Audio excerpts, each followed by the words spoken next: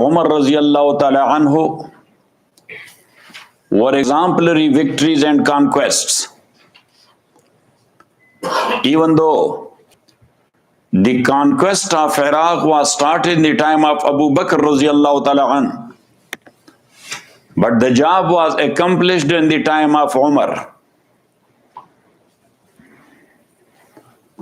Yaqubi, he is a historian. He has almost 1,000 towns and cities. And historian Billazari, he says more than 1,000 towns and cities were conquered in the time of Sayyidina Umar. In Iraq, the big battles, as we mentioned before, was Qadisiyah, Jalula, and Nahawand. That was in Iraq. In Sham, Hims, Yarmouk, Damashq, Halb, Antakya, and Baitul Maqdis. Also, Misr and Caesarea, Khuzestan, Armenia, Azerbaijan, Faris, Kerman, Khorasan. These victories and conquests were done in the time of Umar radiallahu ta'ala anhu. His army, wherever they went, so through their actions and practices and how they were treating the conquered areas people, so people were thinking of them, they are not normal humans. They are angels for us.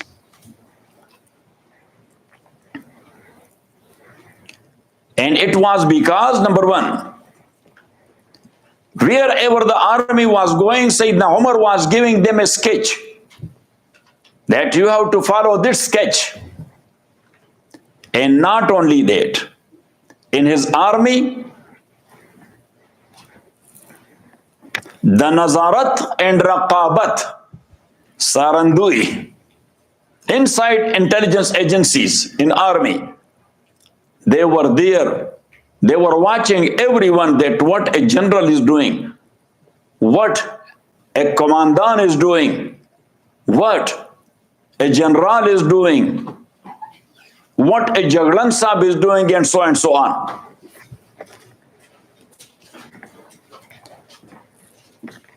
So he became the ruler of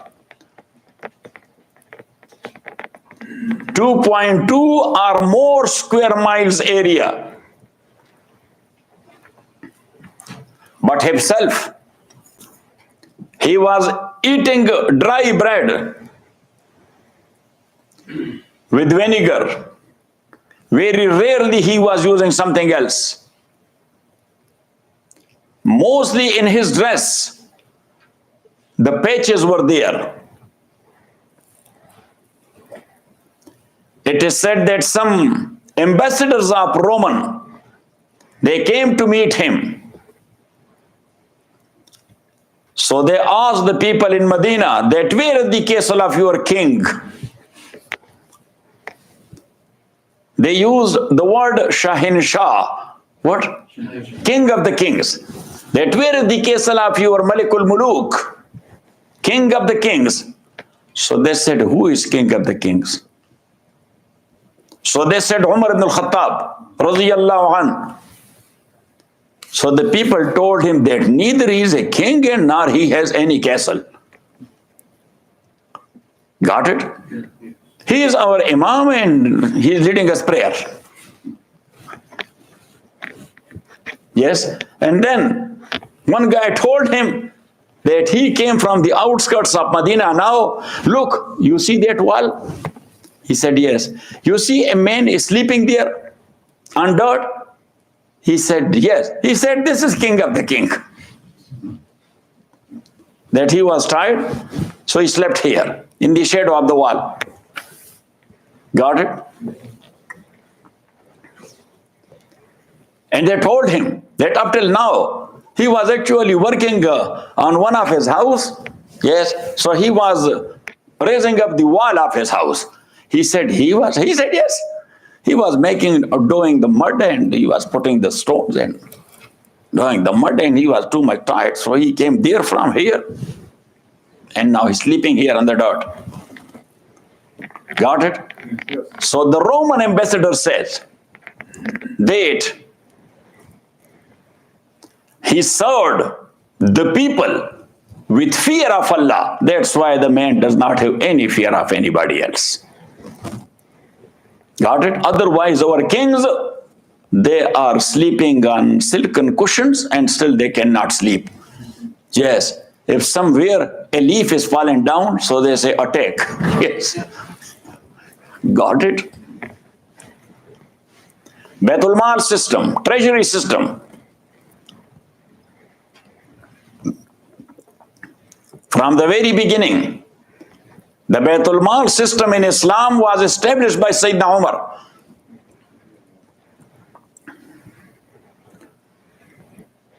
He made grades of people,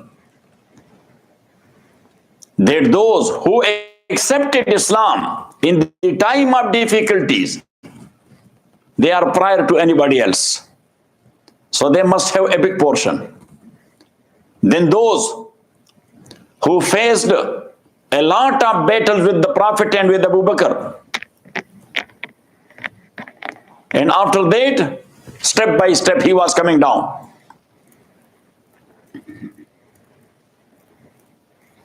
Once he said that actually this grading, that is sensible and reasonable.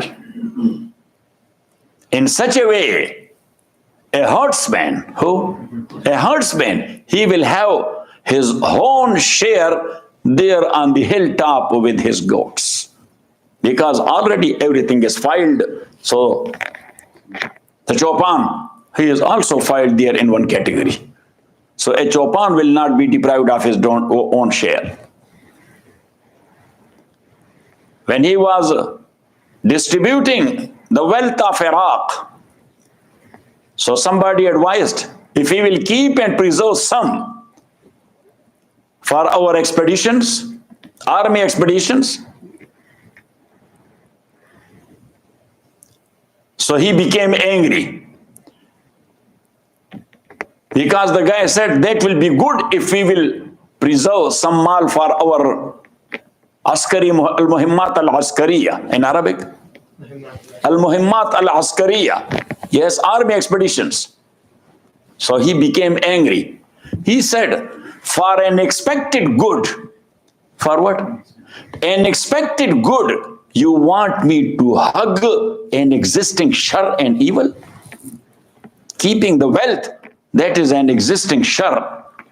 So you are talking to me about an expected good. So should I hug the existing shar now? For that expected good will happen or will not happen? For Muhajirin, he fixed 5,000 dirham. And for Ansar, 4,000 dirham annually. But for our mothers, Ummahatul Mumineen, wives of Rasulullah Sallallahu Alaihi Wasallam, to everyone, he was giving 12,000 dirham annually. And if there was some short of money, so the cutting was only from one Ummul Mumineen, and that was Hafsa, his own daughter. That, okay, Hafsa, you should have only 3,000. That's enough for you. And he was aware of that. They are not keeping it, they are distributing it to the people. Yes, they are giving it to the people.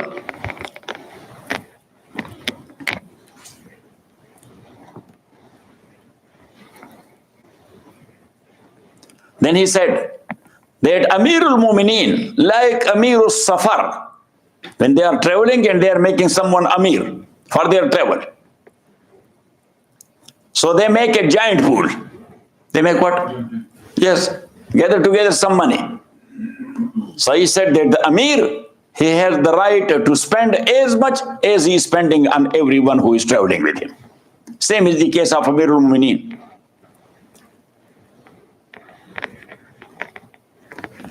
Whenever he felt that I have done a mistake, unintentionally, so he used to rush to the Musalla and to pray 2 rakat, and then addressing himself, Ibn al-Khattab, son of Khattab, you are a common layman. Allah subhanahu wa ta'ala has respected you, or given you this respect. You are a lost man. Allah guided you. And now you did this. You don't have fear of Allah. How he was appointing his wali and amil. Wali means the governor and amil means the collector. Because two people are much more important in government. Number one, the governor to rule, and number two, the collector. Whenever he was appointing someone as a collector or as a wali, so in front of general public, he was asking a promise of him that you will mount Arabian ride, means riding camel, not horse. Because horse was considered like BMW, or nowadays you can say Tesla. So he said, no Tesla, no Mercedes. Yes, Toyota Corolla. Because common lay people, they are riding what? Toyota Corolla. So he used to tell them, Arabian ride, which is camel, no horse. Number two, you will dress like common lay people, not very soft dress. Number three, you have to eat rough flour along with its husk, not the strained one, the soft flour. And number four, your gate must be open day and night if somebody has anything to come to you. When the guy was giving these wording to Umar, so then he was looking at the heaven and he was saying, Allahumma fashhad, oh Allah be my witness. He gave me his words. Amr ibn Murrah, raziyallahu an, he mentioned his letter or document he was giving to his governors. In that letter it was written that, oh, the rulers,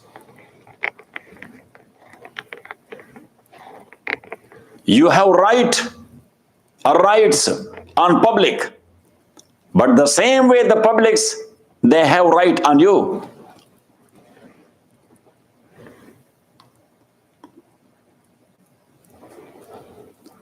There is nothing as good as tolerance.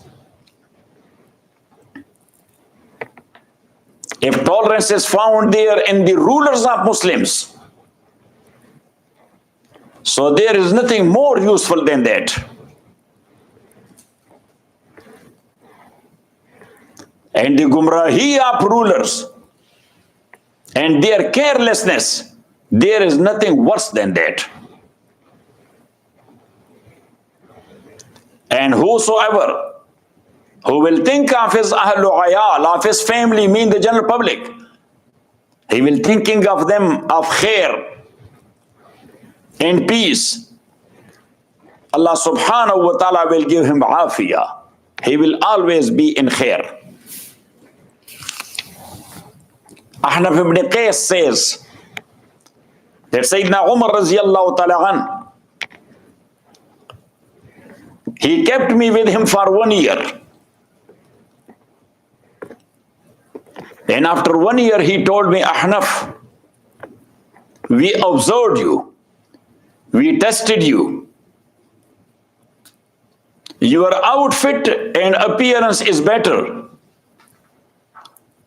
And I am very much sure that your inner side will be better.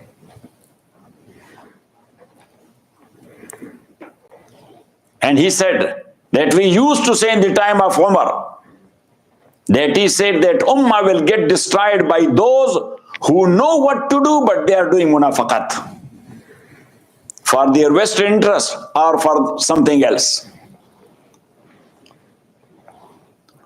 Abdurrahman ibn Sabat says that regarding some collectors, some complaints came. So Sayyidina Umar radiallahu ta'ala called all of them and he addressed them that people have all the right to have their demands from us, and we are bound to work for their welfare. And if they are doing something good, we have to support them. So you must have that sense. Nothing is better for a ruler than tolerance. And nothing is worse than his ignorance and carelessness. If somebody will forgive someone who is lower in status than him, so Allah will give him khair. And Allah subhanahu wa ta'ala will protect him from the zulm of others.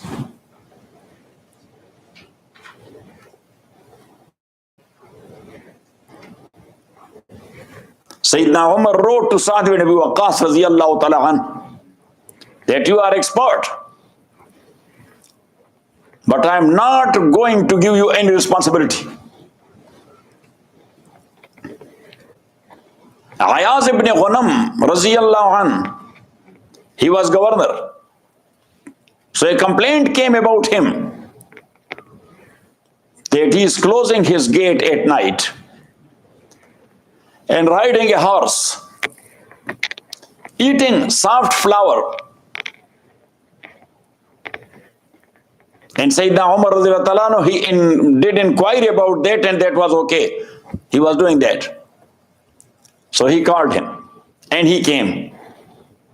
So Sayyidina Umar radiyallahu ta'ala, he gave him a very rough type of dress, that take off your dress and put on this one. Gave him a stick and then told him that just go and ask the responsible for the Baitul Mal herds to give you herd number so and so, take it to the mountains and just graze them there. So Ayaz ibn Ghanam said that Amirul Mu'minin, instead of that, if you will kill me, that will be good. He said, why? He said, I was governor, now I will be working as a herdsman. So he said, then what? Your father was a herdsman as well. He was doing that. You are ashamed of the job of your father? So go. Yes. He said, okay, I'm going. This was correction. Yes? Yeah.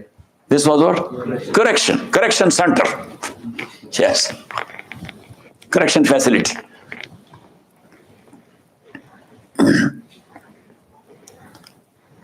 So then he said that next time will be no complaint from my side. So he said, okay. Gentleman, promise? He said, yes. Okay. Haris ibn Ka'b ibn Wahab, he was his collector. So Umar got the news that his belongings are more than his income. Belongings are more than his income. Sayyidina Umar radiyallahu ta'ala asked him that, Haris? Said, yes. You have such like properties? Said, yes. He said, but the salary which the Baitul Mal is giving you is not that much that you can buy that much stuff, that much property. So where from you got it? So he said, Amirul Mu'minin, actually, naturally, I am a businessman. I'm a businessman. Whatever I had and whatever you were giving me, I was doing business on that. So Sayyidina Umar radiallahu ta'ala said, we appointed you as a wali and governor. We have not appointed you as a dukandar, that you are a storeman and you will be selling things and you will be doing business. Got it? Your duty was to provide services to people or to do your tijarat and your business. Got it? He said, you have only that much. In these many months, you got that much from Baitul Mal. That is yours. Just give me the calculation. And the guy was that much simple Muslim that he did. Yes. This. The remaining, just give it to Baitul Mal. That's not yours. That's not yours. So some other Sahaba were sitting there. They said, but Amir Mu'mineen. But he did job. So he should be given some compensation. He should be given, as a worker, some compensation. He said for that he should be punished because that time was for the general public. He spent it there in the wrong way, not a single penny. Yes, and he brought all that belonging and put it in Baitul Mal. That's okay, Mu'mineen. Got it? Now, the quality of Sayyidina Umar, radiyallahu ta'ala. But in the end, we will say that Umar was Umar. Umar was Umar. So, Naseem, how are you? You are working on Umar or not?